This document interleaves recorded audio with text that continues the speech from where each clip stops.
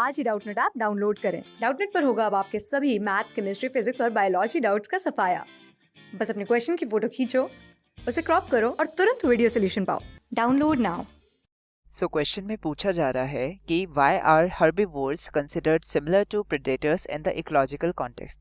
अगर मैं बात करूं प्रेडेटर्स की, तो ये आपको ज़्यादातर कब देखने को मिलते हैं? जब हमारा लायन हंट करता है एक डियर को। ठीक है, लायन हंट्स द डियर। तो हम यहाँ पर क्या कहते हैं कि लायन हमारा यहाँ पर क्या है, एक प्रेडेटर है, ठीक है, शिकारी है। और हमारा डियर क्या है, ये है हमारा शिकार या फिर जिसे हम बोलते हैं प्रे। ठीक है, तो शेर जो है वो हमारे हिरण का शिकार करता है। ठीक है, शिकारी शिकार का शिकार करता है। अब यहाँ पर अगर मैं बात बताऊं तो लायन क्या है? लायन बेसिकली क्या है? लायन हमारा एक कार्निवोर है। ठीक है, कार्निवोर है। और यहाँ पर डियर जो है, डियर हमारा क्या है? हर्बीवोर है। हमें पता है घास फूस खाता है हमारा हिरण। ठीक है, अब यहाँ पर ये कह रहा है कि इकोलॉजिकल कंटेक्स्ट में, यानी कि जब हम हमारे इकोलॉजिकल टर्म्स में देखते हैं, तो हर्बीवोर्स को भी हम प्रेडेटर्स के समान हम मान लेते हैं। तो ऐसा क्यों भला? तो देखिए, बेसिकली यहाँ पर अगर मैं बात करूँ इकोलॉजिकल टर्म्स में, तो जितने भी all organisms are a part of ecology. ठीक है, इकोलॉजी का जो पार्ट है, मतलब बेसिकली जो जितने भी ऑर्गेनिजम्स हैं, चाहे वो प्लांट हो, चाहे वो यहाँ पर फंजाई हो, चाहे वो यहाँ पर फिशेस हो या एनिमल्स हो, कुछ भी हो, सबके सब हमारे कहाँ आते हैं? इकोलॉजी में आते हैं। ठीक है, अब अगर मैं बात करूँ इन डियर की, ठीक है, हिरणों की अगर मैं बात करूँ, ये हर्बीवोर तो भले ही हैं, बेसिकली ये किस पर फीड कर रहे हैं? फीड ये कर रहे हैं हमारे ग्रासेस पे। ठीक है, ग्रासेस क्या है? ग्रासेस है हमारी प्लांट। ठीक है, प्लांट है, इसके पास भी जिंदगी है, लाइफ है प्लांट की। ठीक है, अगर मैं बात बताऊं यहाँ पर, डियर जो है, डियर अगर प्लांट को खा रहा है, बेसिकली यहाँ पर ग्रासेस को खा रहा है, तो क्या हो रहा है? हमारा प्लांट यहाँ पर मर रहा है। ठीक है, डाई।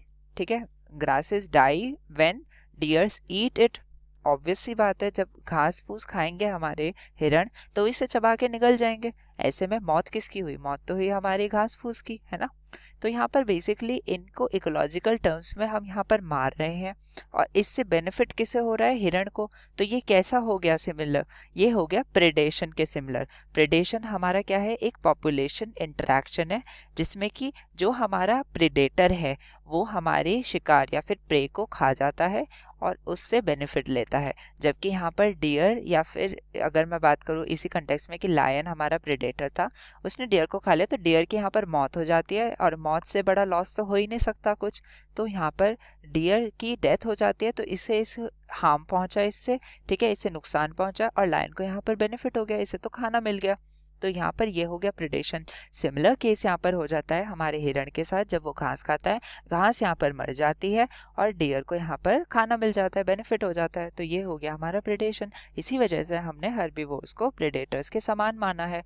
आगे की बात कर लेते हैं। आगे ये कह रहा है कि differentiate between the following interspecific interactions in a population. तो इसका मतलब यहाँ पर क्या है? इंटरस्पेसिफिक का मतलब होता है कि दो अलग अलग स्पीशीज के बीच में, अगर ये इंट्रा होता तो यानी कि स्पीशीज के अंदर ही, यानी कि स्पीशीज के मेंबर्स में अगर कोई यहाँ पर इंटरेक्शन है तो वो, पर यहाँ पर हमारी बात करी जा रही है दो अलग अलग स्पीशीज की। क्या क्या दिया गया है? म्यूचुअलिज्म एंड कॉम्पिटिशन, और अमेंसलिज्म और कमेंसलिज्म। ठीक है, आइए इनके बारे में हम यहाँ पर डिफरेंसेस इस टेबल से देखते हैं। पहली टेबल जो यहाँ पर दी गई है, पहली टेबल हमें यहाँ पर दी गई है म्यूचुअलिज्म की, म्यूचुअलिज्म एंड कंपटीशन में डिफरेंसेस की।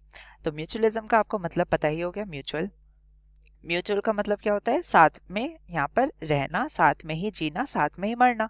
बेसिकली इसका मतलब क्या हुआ कि यहाँ पर म्यूचुअलिज्म जो इंटरेक्शन होता है, इसमें दोनों स्पीशीज, ए और बी अगर स्पीशीज हैं, दोनों को बेनिफिट होता है, यानी कि किसी को भी नुकसान नहीं हुआ, दोनों को यहाँ पर फायदा होता है। और अगर मैं सेकंड ऑप्शन देखूं, यहाँ पर सेकंड जो एक पॉइंट है वो कह रहा है कि बोथ में बी फिजिकली और फिजियोलॉजिकली एसोसिएटेड, यानी कि ये या तो इनका बॉडी स्ट्रक्चर में ये हमारे क्या है? एसोसिएटेड हैं। ठीक है, या फिर ये अपने जो केमिकल्स हैं, यानी कि फिजियोलॉजी अगर हम देखें तो फिजियोलॉजिकल बेसिस पे ये एसोसिएटेड होंगे। एग्जाम्पल से समझाऊं आपको, तो एग्जाम्पल हो जाता हमारा लाइकन। लाइकन हमें पता है लाइकन क्या होते हैं। लाइकन हमारे यहाँ पर फंजाई एंड एल्गी, ठीक है, फंजाई क्या है, माइकोबायोन्ट, एल्गी क्या है, फाइकोबायोन्ट। इनका एक एसोसिएशन होता है, एक ऐसा अटूट संबंध होता है जिसे हम बोलते हैं लाइकेन। अगर आप लाइकेन को किसी पेड़ में देखेंगे नॉन पॉल्यूटेड एरिया में, क्योंकि हमें पता है लाइकेन हमारे पॉल्यूटेड एरियाज में नहीं होता है, तो यहाँ पर लाइकेन में अगर आप देखेंगे तो आप बता ही नहीं सकते कि फंजाई का पार्ट कौन सा है, एल्गी का पार्ट कौन सा है।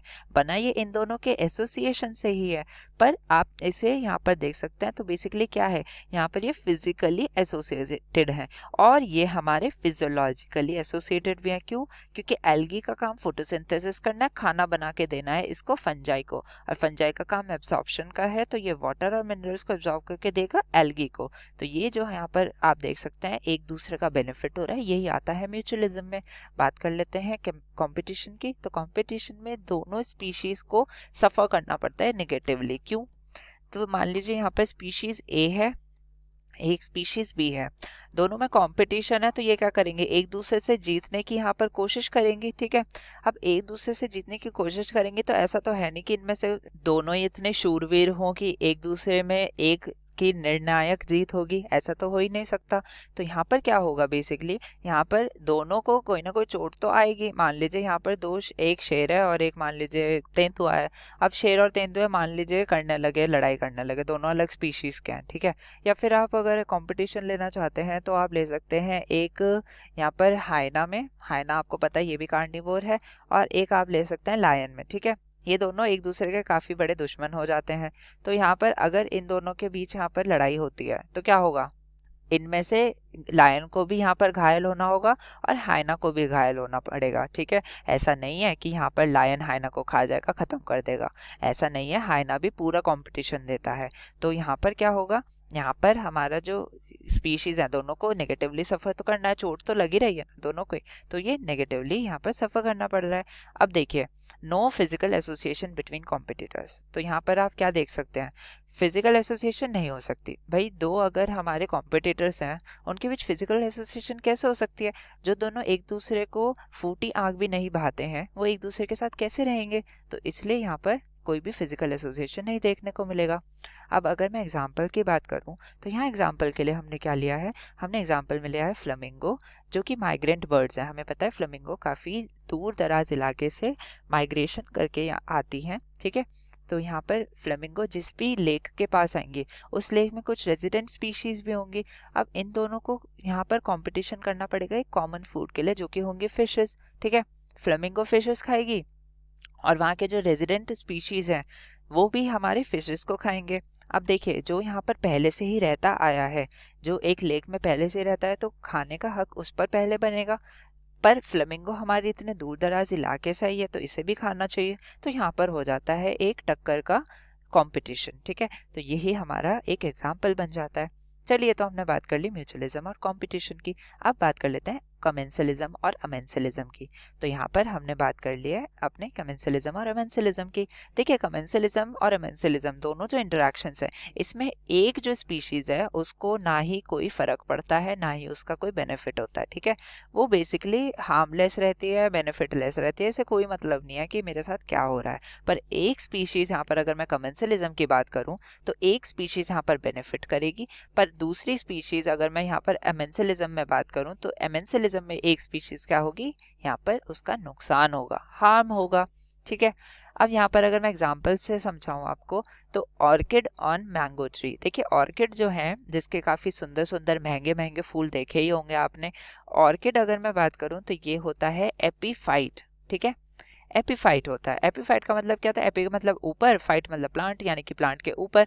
तो मैंगो ट्री आपको पता है काफी बड़ा पेड़ होता है, इसके ऊपर मैंगो ट्री के ऊपर आ जाता है ऑर्किड। ठीक है, एपीफाइट बन के ऑर्किड आ जाता है, यानी कि मैंगो ट्री के ऊपर ये चढ़ जाएगा। अब चढ़ के इसे क्या मिलेगा, सबसे पहले शेल्टर मिलेगा। ठीक है, रहने का जगह मिल गई है। दूसरा, एक तो ये ऊपर पहुंच चुका है तो इसे फोटोसिंथेसिस करने में भी आसानी रहेगी। और तीसरा क्या है, इसे न्यूट्रिशन भी यहाँ पर मिल जाता है इस मैंगो ट्री से। पर देखिए, ऑर्किड के साइज के हिसाब से मैंगो ट्री काफी बड़ा होता है। ठीक है, तो इस मैंगो ट्री को इस ऑर्किड के होने ना होने से कोई फर्क ही नहीं पड़ता है। तो यहाँ पर ऑर्किड का तो बेनिफिट हो गया काफ़ी, पर मैंगो ट्री को कोई फ़र्क नहीं पड़ रहा है, तो इस वजह से यह है कमेंसिलिज्म का एग्जाम्पल। अमेंसिलिज्म का एग्जाम्पल लूँ तो पेनिसिलियम हो जाता है। पेनिसिलियम आपको पता है एक एंटीबायोटिक एजेंट निकालता है जिसका नाम क्या है, एंटीबायोटिक एजेंट का नाम है पेनिसिलिन। जी हाँ, ये है एक एंटीबायोटिक।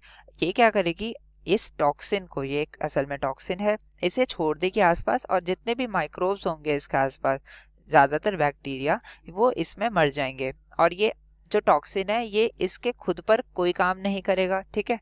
तो यहाँ पर क्या हो रहा है, यहाँ पर पेनिसिलियम यहाँ पर दूसरों को हार्म पहुंचा रहा है, पर यहाँ पर पेनिसिलियम को ना ही इससे कोई बेनिफिट हो रहा है ना ही इससे कोई हार्म हो रहा है। पेनिसिलियम तो अपना काम कर ही रहा था, बस इसने क्या करा, टॉक्सिन निकाल दिया, आसपास इसने मार दिया। इसके बगैर अगर ये ना भी करता ये काम तब भी ये जीवित था।